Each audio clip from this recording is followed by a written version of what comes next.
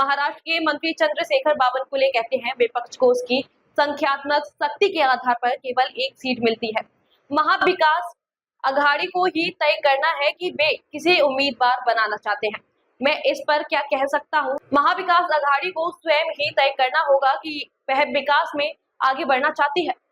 संख्याबळ जसं तसं मिळतं, संख्याबळावर आहे ना. त्यांचं संख्याबळ विरोधी पक्षाकडून जर उद्धव ठाकरे उमेदवार असतील तरच ही निवडणूक बिनविरोध होईल असं संजय राऊत त्यांनी ठरवायचं आहे. महाविकास आघाडीमध्ये महाविकास आघाडीने ठरवायचं आहे. मी काय ठरणार? त्यांनी कोणाचा उमेदवार दिला, पण महाविकास आघाडीमध्ये फार आलबेल नाहीये. त्यांच्याकडे आत्ताची स्थिती जी आहे ती संशयित आहे. त्यामुळे त्यांना जसं शरद पवार साहेबांना त्यांनी उमेदवार केला, आम्ही मान्य केला आणि सर्वांनी समोर गेलो. चांगला निर्णय करतील तर अनोपज होतील, नाही तर मग घोडा मैदान समोर आहे.